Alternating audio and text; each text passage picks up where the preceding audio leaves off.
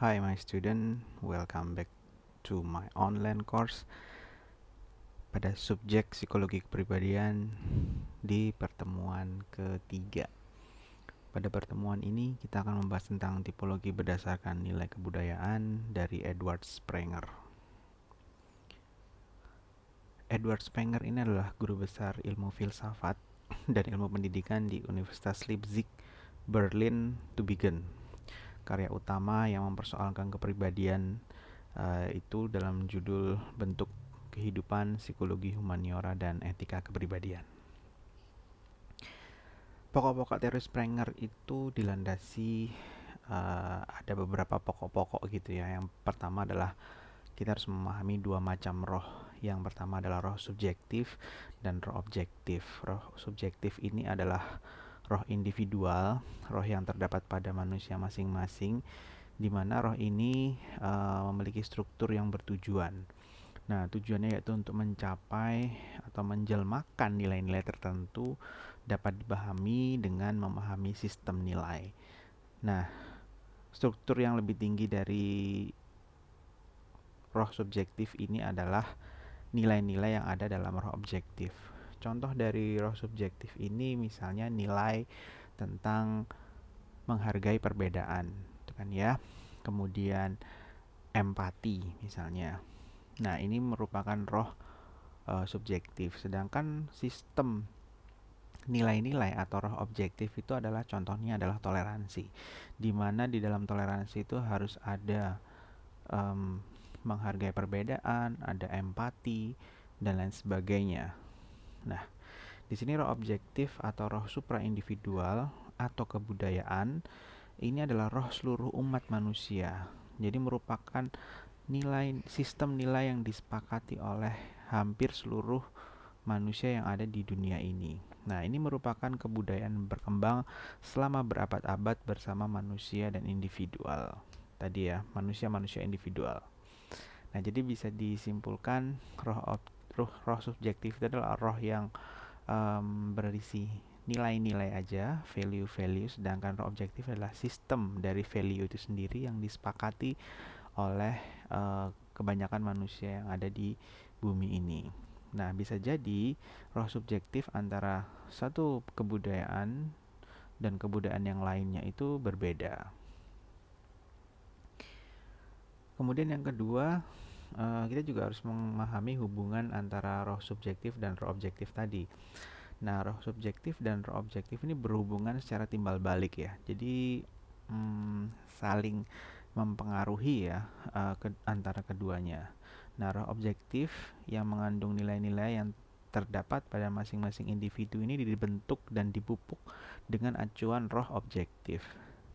Roh individual terbentuk dan berkembang dengan memakai roh objektif sebagai norma, kan ya. Jadi keduanya itu saling berhubungan. Roh objektif itu untuk bisa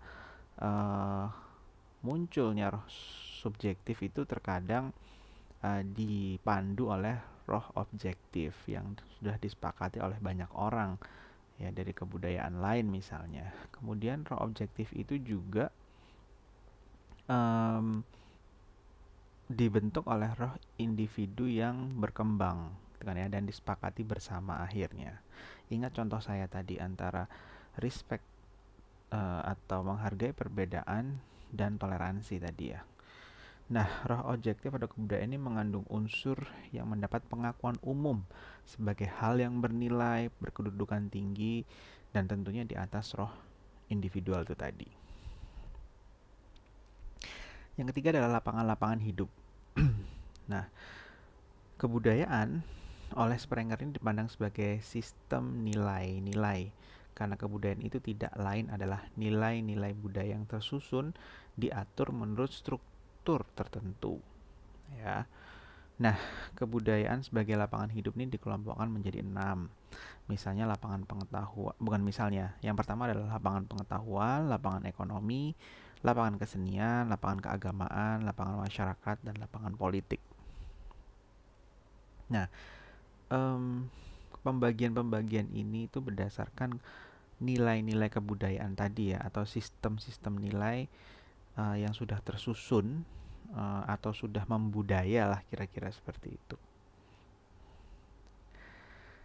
Nah, ini adalah pokok-pokok dari teori Sprenger, bisa dipetakan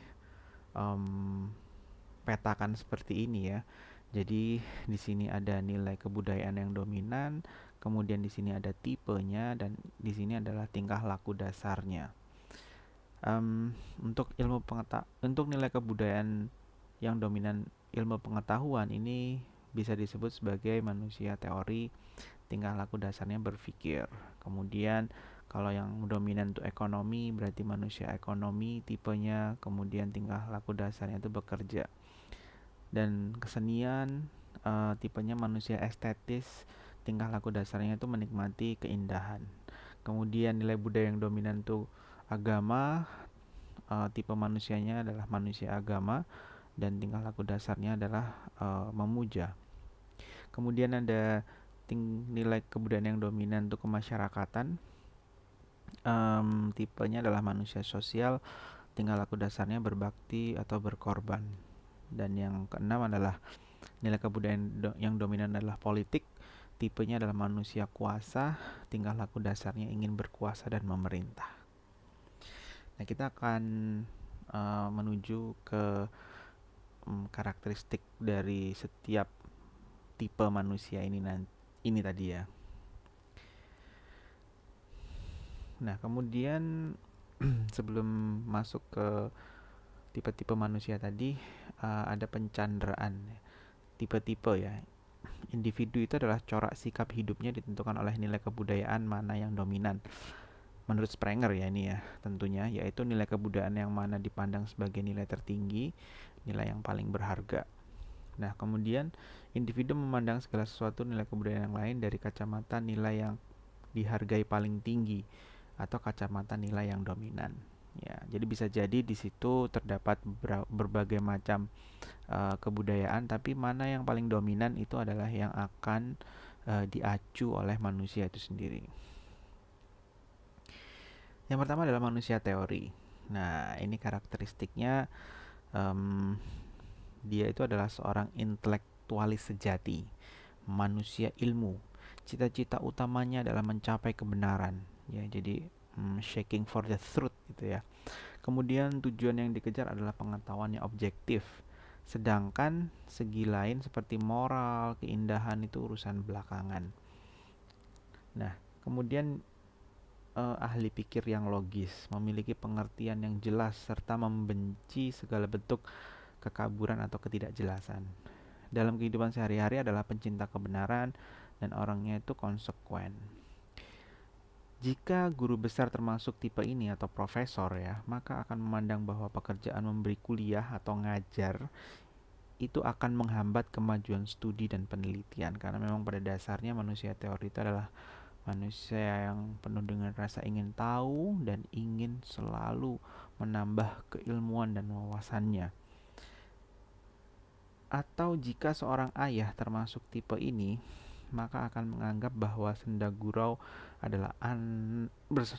dengan anak adalah perbuatan yang membuang waktu dan menghambat studi. Jadi apapun profesinya, jika memang yang dominan dalam dirinya itu adalah karakteristik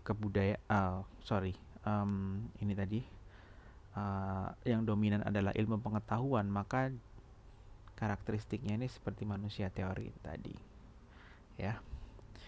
Bisa dibayangkan, mungkin Anda bisa bayangkan kalau seorang yang ibu rumah tangga tapi yang dominan adalah manusia teori, kira-kira perilakunya seperti apa ya, kan gitu ya.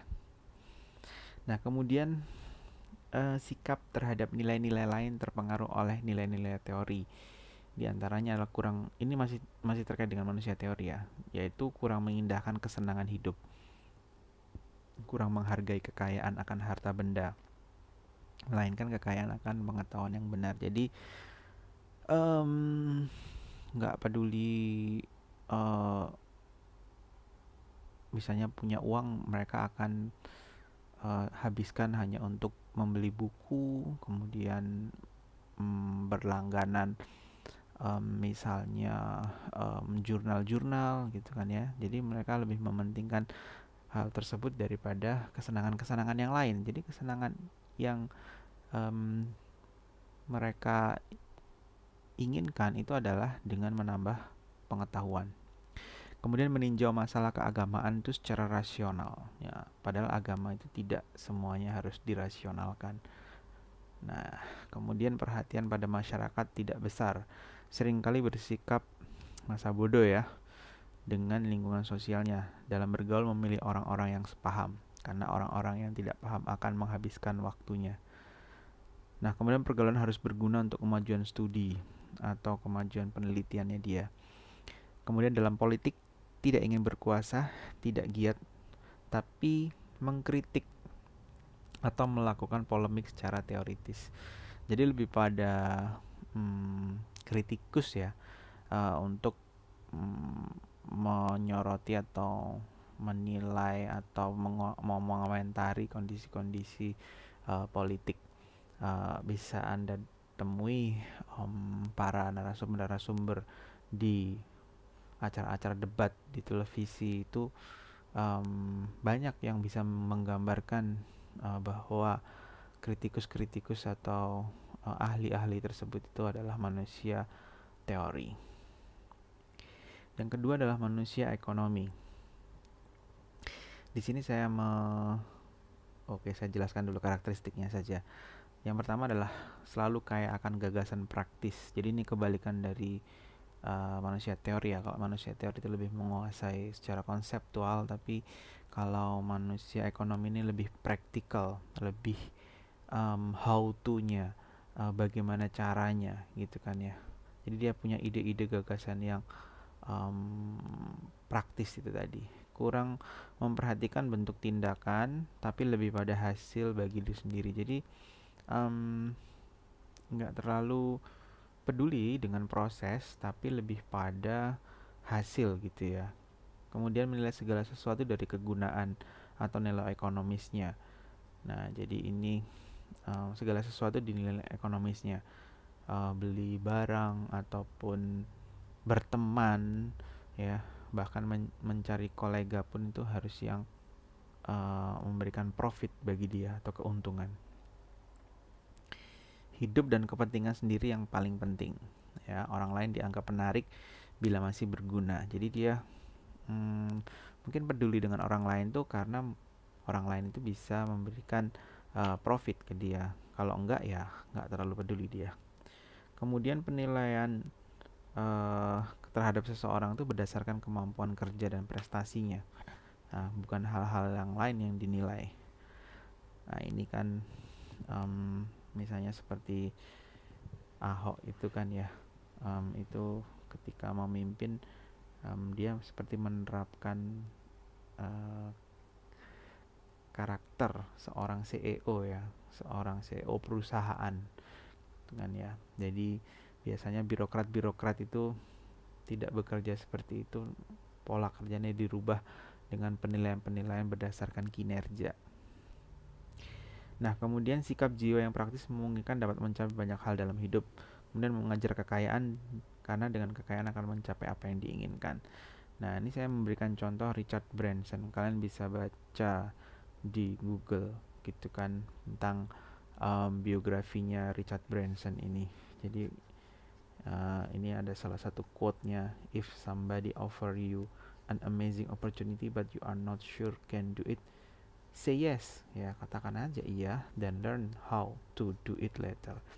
Jadi dia nggak terlalu penting tentang teori atau konsepnya kan, yang penting udah lakuin aja, kita belajar belakangan gitu kan. Yang penting kita dapat opportunity-nya dulu, jangan hilangkan opportunity-nya dulu, karena opportunity itu kita nggak bisa dapatkan dua kali, kira-kira kayak gitu ya. Dan opportunity itu bisa berpotensi menghasilkan keuntungan yang banyak gitu, meskipun kita nggak ngerti harus melakukan seperti apa. Coba kalian baca ya. Kemudian ada manusia estetis. Manusia estetis ini menghayati kehidupan seakan-akan tidak sebagai pemain, tapi sebagai penonton. Seorang yang impresionis yang menghayati kehidupan secara pasif, bisa ekspresionis yang mewarnai segala kesan yang diterima dengan pandangan jiwa subjektif. Kemudian kecenderungannya ke arah individualisme, hubungan dengan orang lain tuh kurang kekal. Nah, nomor satu adalah keindahan. Jadi ini seperti manusia yang pasif dan hanya sebagai penikmat ya, karena memang um, apa yang dominan dalam kebudayaan seperti ini tuh adalah orang-orang yang seperti uh, um, bukan sebagai player, sebagai aktor, tapi lebih pada sebagai uh, apa ya, penonton gitu ya. Jadi misalnya dalam suatu organisasi itu bukan sebagai leader tapi doer gitu aja ya, sebagai orang yang mengerjakan saja. Kemudian um, dia bisa menghayati kehidupan tapi secara pasif, artinya tidak shaking for the um, keindahan gitu ya, tidak mencari hal-hal yang indah tapi lebih pada yang ada yang dinikmati gitu kan ya.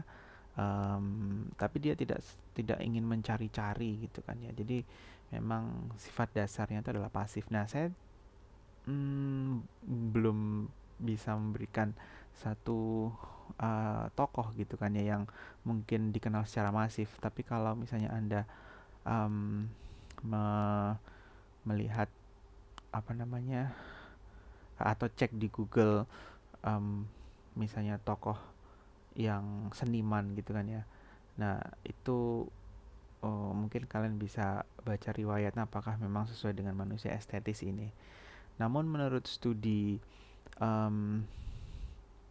tentang pembagian ini ya, apa namanya, personality ini, menurut Edward ini ada yang meneliti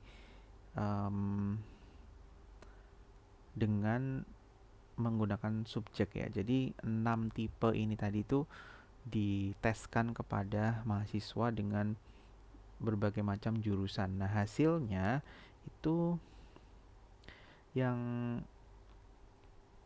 banyak tergolong sebagai manusia yang estetis itu adalah salah satunya jurusan. Jadi gini ya, teori Edward Springer ini kan terdiri dari 6 itu tadi ya. Nah, 6 ini dibuat itemnya, kemudian diambil datanya atau diteskan kepada mahasiswa dengan jurusan-jurusan tertentu. Nah, yang memiliki relevansi yang tinggi itu adalah untuk manusia estetis ini adalah jurusan bahasa Inggris gitu ya. Kemudian jurusan musik tentu gitu kan. Terus kemudian modeling gitu ya. Nah, nanti akan saya share tentang jurnalnya ini ya, atau disertasi, tesis ya. Nah, ini tesisnya dari Annie William dari Atlanta University pada tahun 1942 ya, sudah lama sekali gitu ya. Nah, selanjutnya adalah manusia agama. Nah, memiliki karakter keagamaan merupakan pencarian nilai tertinggi ya. Kemudian yang sudah mencapai titik tertinggi akan merasa bebas dan tentram dalam hidup ya. Jadi spiritualitasnya itu sangat tinggi, religiusitasnya sangat tinggi. Jadi semua kejadian-kejadian dalam hidupnya itu selalu dinilai dari sudut pandang agama.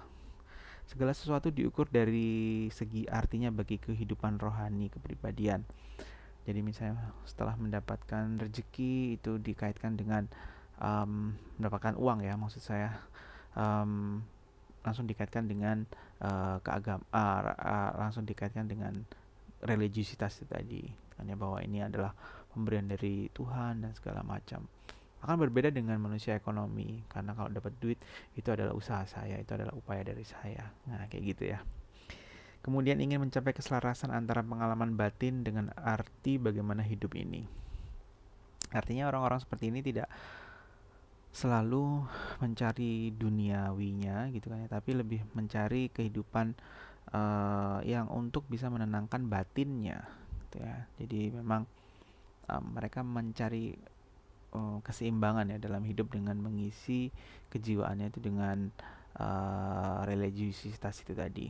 Nah, saya memberikan contoh ini adalah Mahatma Gandhi, dan mungkin masih banyak contoh-contoh yang lain seperti tokoh-tokoh keagamaan yang berpengaruh, di mana dia sudah mencapai ketenangan batin gitu kan ya, dengan uh, tidak membutuhkan apa-apa lagi, karena memang dia sudah mencapai level religiusitas yang tinggi. Karena bagi orang yang religius itu salah satu prinsipnya yang pernah saya tahu adalah orang kaya itu orang yang tidak butuh apa-apa gitu kan.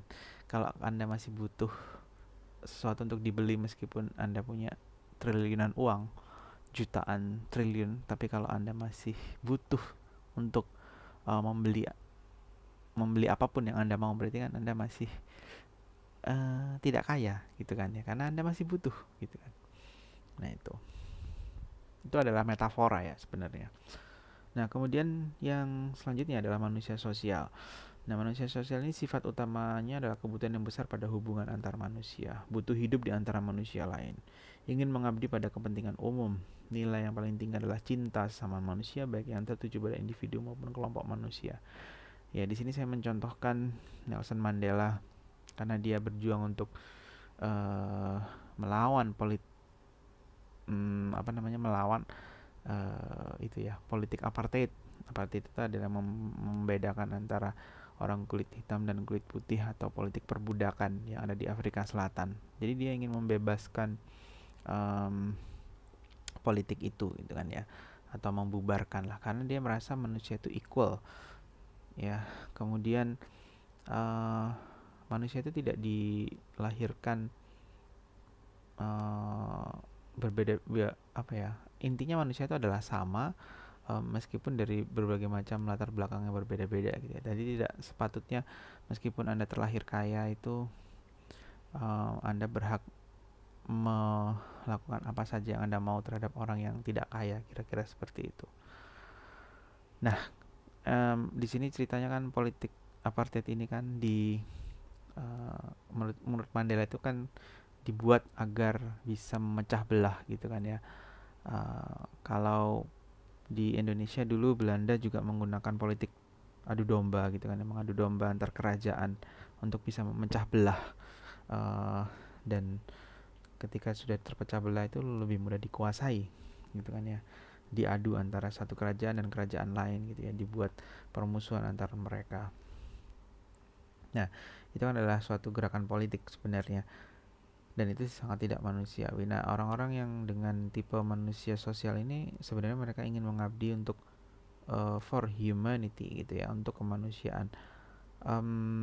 Paling tinggi ya saya mencontohkan Mandela. Untuk yang level-level bawah mungkin ya, atau level yang masih belum sampai penggerak, itu ya orang-orang yang berjiwa relawan, orang-orang yang mempunyai kalau dalam dulu kita belajar psikologi sosial itu adalah orang-orang yang memiliki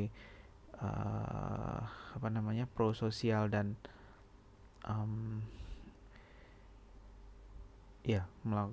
berlaku menolong dan prososial yang tinggi itu ya. Nah, ini adalah orang yang tergolong sebagai manusia sosial. Nah, kemudian yang selanjutnya adalah manusia kuasa. Manusia kuasa ini memang mengejar kesenangan dan kesadaran akan kekuasaan sendiri. Dorongan pokok adalah ingin berkuasa. Jika manusia ekonomi mengejar kekuasaan atau mengejar penguasaan akan benda, maka manusia kuasa ini mengejar penguasaan atas manusia. Ya, jadi dia lebih mengejar kontrol terhadap manusia gitu kan ya. Tapi kalau manusia ekonomi itu lebih kepada kepemilikan barang atau benda ya.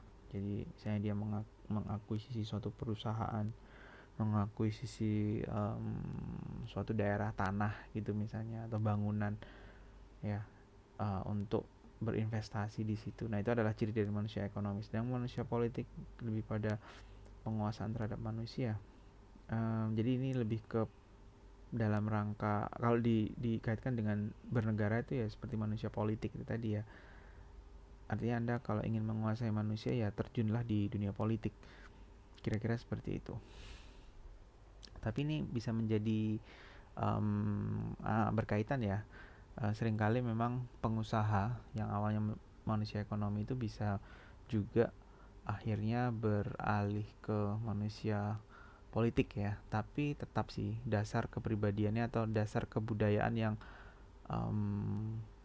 menjadi karakteristik dasarnya itu adalah manusia ekonomi. Meskipun dia menjadi politisi, tetap kalau misalnya dia berangkat dari manusia ekonomi ya, dalam menjalankan manuver politiknya dengan menggunakan yang dia utamakan adalah keuntungan gitu kan ya.